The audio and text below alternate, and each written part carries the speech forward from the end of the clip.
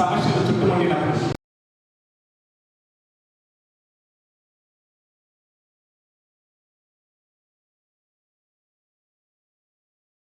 దేవుడు ఎంతగా దేవుడిని ఆరాధిస్తారంటే దావీదు గారు అలాంటి పరిస్థితుల్లో అబ్షాలోము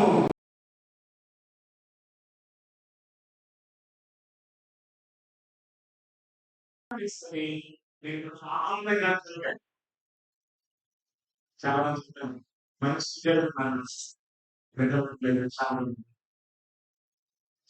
స్థలమైన సంపద పరిస్థితులనే బాగుంది ఎందుకో దగ్గర పట్టలేస్తున్నాను కానీ ప్రతి పరిస్థితిలో కూడా నాకు నువ్వే ఆధారమయ్యా. నా తల్లి గర్భం నుండి నా గర్భవాసనని మొదలుకొని నాకు ఆధారం నీవే. నా తల్లి నా దేవుడు నీవే, నా దేవుడు నీవే. ప్రతి పరిస్థితిలో కూడా పరిస్థితులు అనుకూలంగా లేకుండా ప్రతికూలమైన సందర్భంలో కూడా దేవుడిని ఆధారం చేసుకొని దేవుడిని దావీదు గారు ఆరాధిస్తూ ఉన్నాడు. అలాగే మన జీవితాలు కూడా రక్షింపబడిన మన జీవితాల్లో కూడా దేవుడు మనకు ఆధారమైన ఒక 3 సందర్భాలని మీ మధ్యకి తీసుకొచ్చి మనం కూడా దావీదు గారితో పాటు కలిసి ఆరాధించాలని ఇష్టపడుతున్నాను. మొట్టమొదటిగా చూసుకుంటా ఉంటే కీర్తన 118వ కీర్తన 14వ వచనం. దావీదు గారు అయితే ఆరాధిస్తూ ఉన్నాడు దేవుడిని ఆరాధన చేసుకొని. మనకేంటి మన జీవితంలో కూడా దేవుడు ఏమైనాడో ఒకసారి జ్ఞాపకం చేసుకుందాం. కీర్తన 118 14వ వచనం. యెహోవా నా దుర్గము, నా గానము, ఆయన నాకు రక్షణాధారము. 3 సందర్భాలు ఆధారం. ఏది ఆధారం? మొట్టమొదటిగా ఆయన నేను ఏమి చెల్లించగలయ్యా అని ఆయన ఆరాధన చేద్దాం. అంత మాత్రమే కాదు, యెషయా గ్రంథం 12వ అధ్యాయం 2వ వచనం ఒక మాట చూద్దామండి. యెషయా గ్రంథం 12వ అధ్యాయం 2వ వచనం. ఇదిగో నా రక్షణ కారణములు దేవుడు, నేను భయపడక ఆయనను నమ్ముకొనుచున్నాను. యెహోవాయే నా బలము, ఆయనే నా కీర్తనాస్పదము, ఆయన నాకు రక్షణాధారమైన రక్షణాధారము. నిజమే ప్రియులారా, ఎవరు కూడా నిన్ను నన్ను రక్షించలేని స్థితి, ఎవరు కూడా నీ నా పాపభారం తీసివేయలేని స్థితిలో ఆయన ఈ భూమి మీదకి వచ్చి నీకు బదులుగా నాకు బదులుగా నీ నా శిక్ష యావత్తు కూడా ఆ కల్వరి శిలువలో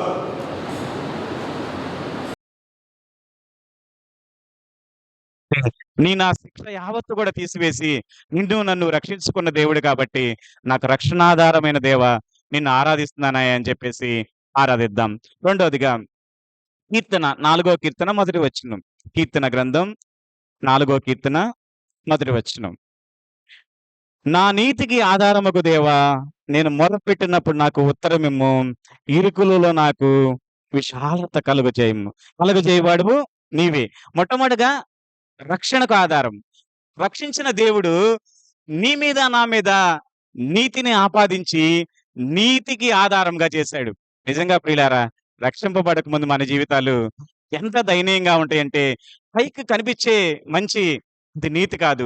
దేవుడు నిన్ను చూసినప్పుడంట నీ నీతి నా నీతి దేవునికి ఒక మురికి గుడ్డల వలె సమానంగా ఉన్నాయి. ఆయనను దేవుడు అనిపిస్తా ఉంటది. ఇందాక ఆయన ప్రేమను చూసాం. ఎంత ప్రేమ కలిగిన దేవుడు అండి.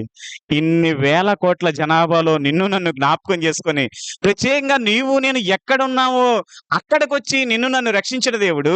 అంత మాత్రమే కాదు, నీ మీద నా మీద నీతిని ఆపాదించడానికి దేవుడు, నీ విషయంలో నా విషయంలో ప్రణాళిక కలిగిన దేవుడు. మనం ఏమీ చేయలేదండి.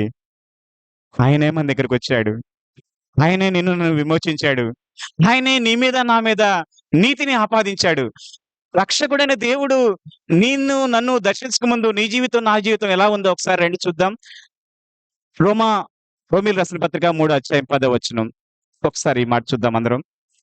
135 రోమీయులకు రాసిన పత్రిక 3వ అధ్యాయం 10వ వచనం నుంచి 11వ వచనం. నీతిమంతులు లేడు, ఒక్కడను లేడు, దేవుడు ఒక్కడను లేడు, గ్రహించువాడెవడను లేడు, దేవుని వెతుకువాడను లేడు, అందరూ త్రోవ తప్పి ఏకముగా పలికిమాలిన వారై మేలు చేయువాడు లేడు, ఒక్కడను లేడు. ఇంకా కింద ఉంటది. నిజంగా అండి, మనం అనుకుంటాం ఈ లోకంలో మంచి కార్యాలు చేస్తే నీతిమంతులం అవుతాం అనుకుంటాం. కానీ దేవుడు అంటాడు ఇది అసలు నీతే కాదు. మన నీతి ఎలా ఉంది? మన నోరు తెరిస్తే మన గొంతు ఎలాగుంది? మన వాయిస్ ఎలా ఉంది? పైకి చెప్పే జీవితం లోపలుందా లేదని ప్రతి ఎలాంటి విషయంలో దేవుడు నిన్ను రక్షించాడు? పాపంతో పట్టబడ్డప్పుడు రక్షించాడు. అపరాధంతో చిక్కబడ్డప్పుడు నిన్ను యాతనకి ఆ నరకపు శిక్షకు మళ్లించకుండా దేవుడు నిన్ను రక్షించాడు. రెండోదిగా నీతిని ఆపాదించేటప్పుడు నీ మనం నా జీవితాలు, మన జీవితాలు దేవుడు చూసినప్పుడంట ఎలాంటి నీతి లేని పరిస్థితులండి. నీతిమంతుడు లేడు, ఒక్కడును గూడా లేడు. అందరూ గూడా త్రోవ తప్పి పనికిమాలిన వారైపోయి మన గొంతు ఎలా ఉందో 13వ వచనం నుంచి కింద ఏం చేయటానికి మనం పరిగెత్తున్న టైంలో దేవుడు నిన్ను నన్ను నీతిమంతుడిగా మార్చి నీ మీద నా మీద నీతిని ఆపాదించాడో చూస్తా ఉన్నాం. నిజమే ప్రభువా.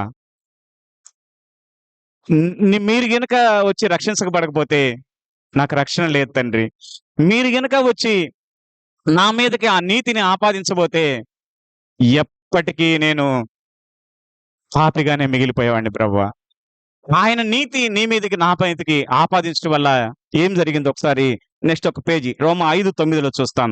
కాబట్టి ఆ రక్తం వలన ఇప్పుడు నీతిమంతులుగా తీర్చబడి మరింత నిశ్చయంగా ఉగ్రత నుండి రక్షించబడదుము. ప్రియులారా, మన జీవితాలు ఉగ్రతకు పాలైనప్పుడు ఆ నీతిమంతుడైన దేవుడు నీ మీద నా మీద ఆ నీతిని ఆపాదించి ఉగ్రతను తప్పించాడు. దావీదు గారు ఆయన ఆధారం చేసుకున్నాడు. కానీ నీవు నేను కూడా ఆధారం చేసుకోవటానికి దేవుడికి మొట్టమొదటిగా ఆయన నీకు నాకు రక్షకుడు, రక్షణాధారమైన దేవుడు కాబట్టి నాకు దావీదు గారికి మాత్రమే కాదు తండ్రి, నాకు కూడా రక్షణకు ఆధారమైన తండ్రి నేను ఆరాధిస్తున్నాను. నీతికి ఆధారం నా నీతి కూడా, నా స్వనీతి నన్ను నరకానికి తీసుకువెళ్తున్నప్పుడు తండ్రి నీ నీతిని నాకు ఆపాదించి నాకు కూడా నీతికి ఆధారం అవటానికి, నన్ను నీతిమంతుడిగా మార్చడానికి మీరు చేసిన త్యాగానికి నేనేమి చెల్లించగలనయ్యా అని ఆయన ఆరాధిద్దాం. మూడోదిగా ఒక్క మాట చూసుకొని ఆరాధనలకు వెళదాం ప్రియులారా. ఇర్మియా గ్రంథం 50వ అధ్యాయం 6-7 వచనాలు. ఇర్మియా గ్రంథం 50వ అధ్యాయం 6-7 వచనాలు. నా ప్రజలు త్రోవ తప్పిన గొర్రెలుగా ఉన్నారు. వారి కాపరులు కొండల మీదకు వారిని తీసుకొని పోయి వారు త్రోవ తప్పించిరి. జనులు కొండ కొండకు వెళుచు తాము దిగవలసిన చోటు మరిచిరి. కనుగొనిన వారందరూ భక్షించు వారి శత్రువులు మేము అపరాధులం కాము, మీరు న్యాయమునకు నివాసమునకు తమ పితరులకు నిరీక్షాధారము చేనకు యెహోవా మీద తిరుగుబాటు చేసిరి. ఆ దినం దేవుని ప్రజలైన వారు దేవుని మీద తిరుగుబాటు, వారి మీద అధికారులుగా ఉన్నవారు దేవుని వైపు తిప్పకుండా నిరీక్షణకు ఆధారమైన దేవుడి మీద తిరుగుబాటు చేశారు. మూడోదిగా ఏ ఆధారం? నిరీక్షణకు ఆధారం. రక్షింపబడే నా జీవితాలు ఎందుకు రక్షించుకున్నాడు? ఎందుకు నీతిని ఆపాదించాడంటే నీకు నాకు గొప్ప శుభప్రదమైన నిరీక్షణ అండి. బ్రతికిన కాలం అది ఎంతో తెలియదు. 10 ఏళ్ళ, 20 ఏళ్ళ, 50 ఏళ్ళ, 60, 70, 80 తెలియదు. కానీ ప్రతి ఒక్క విశ్వాసి యొక్క నిరీక్షణ ఒక దినం ఆయన కలుసుకుంటాం. గొప్ప శుభప్రదమైన నిరీక్షణ నీకు నాకు ఇచ్చిన దేవుడు. పాపంతో పతనమైన వాడికండి సదాకాలం ఆ దేవాతి దేవుడుండే ప్లేసులోకి శుభప్రదమైన నిరీక్షణ ఇచ్చిన దేవుడికి ఎంతగా ఆరాధిద్దాము. ఆ మాట చూసుకొని ఆరాధనకు వెళదామా రండి. తెస్సలోనికి రాసిన పత్రిక, మొదటి తెస్సలోనికి రాసిన పత్రిక 4వ అధ్యాయం 13 వచనం నుంచి 17వ వచనం వరకు చూసుకొని ఆరాధనకు వెళదామండి. సహోదరులారా, నిరీక్షణ లేని ఇతరుల వలె మీరు దుఃఖపడకుండా నిమిత్తము నిద్రించున్న వారిని గురించి మీకు తెలియకుండా మాకు ఇష్టం లేదు. యేసు మృతి పొంది తిరిగి లేచినని నమ్మిన ఎడల అదే ప్రకారం యేసునందు నిద్రించిన వారిని దేవుడు ఆయనతో కూడా వెంట పెట్టుకొని వచ్చును. ఎక్కడండి? పాపి ఏడా, పరిశుద్ధ స్థలం ఏడా? ఆయనతో పాటు వెంట పెట్టుకోవటానికి మొట్టమొదట ఎవరైతే చనిపోయారో వారిని ఆయనతో పాటు వెంట పెట్టుకొని వస్తాడు. ఎంత జీవితం అండి!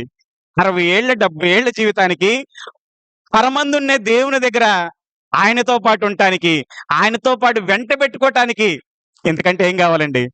ఈ లోకంలో ఎన్ని ఉన్నా ఏదో ఒక రోజు విడిచిపెట్టి వెళ్ళిపోవాల్సిన వాళ్ళమే.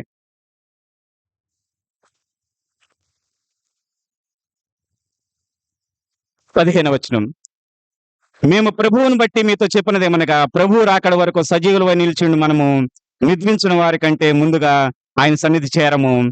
ఆర్భాటంతోను ప్రధాన దూత శబ్దంతోను దేవుని బూరతోను పరలోకం నుండి ప్రభువు దిగివచ్చును. క్రీస్తునందు మృతులైన వారు మొదట లేతురు. ఆ మీదట ఎవరైతే సజీవులుగా ఉన్నారో, ఎప్పుడైతే ఆ కడబూర వినపడతా ఉందో, ఎక్కడుంటే ఆయన బిడ్డలు ఆయన్ని కలుసుకోవటానికి సదాకాలం ఆయనతో పాటు ఉంటాలకండి. ఆకలి లేని, సూర్యుడు లేని, చంద్రుడు లేని ఆయన దేవదూతలకు మాత్రమే ఆయన ఆరాధించే అవకాశం ఉన్న ప్లేస్ లో ఒక దినం నీవు నేను కూడా ఆయనతో పాటు సదాకాలం ఉండిపోతున్నామండి. ఇంత గొప్ప నిరీక్షణకు ఆయన ఆధారమయ్యాడు. అందుకని ఆయన ఆరాధిద్దాం. 17 వచనం చదువుకుందాం. ఆ మీదట సజీలమై నిలిచి ఉండు మనం వారితో కూడా ఏకంగా ప్రభువుని ఎదుర్కొన్నట్టుకు ఆకాశ మండలమునకు మేఘం మీద కొనిపోబడదుము. ఆకాశ మండలం మీద ఇప్పుడు మనం ఎవరైనా పైకి వెళ్ళాలంటే, ఇతర దేశం వెళ్ళాలంటే ఎలాగ వెళ్తా ఉన్నారు? విమానం గాని, ఏరోప్లేన్, రకరకాల కానీ మనమైతే దేవుడేనండి మనకి. ఎంత గొప్ప నిరీక్షణ! టికెట్ లేదు. ఆయన పిలిచినప్పుడు అలా పిలుచుకుంటాడు దేవుడు. ఎంత గొప్ప శుభప్రదమైన నిరీక్షణ ప్రియులారా! సదాకాలము ఆయనతో పాటు ఉండటానికి శుభప్రదమైన నిరీక్షణ నీకు నాకు ఇచ్చాడు దేవుడు. అందుకని ఆయన ఆరాధిద్దాం.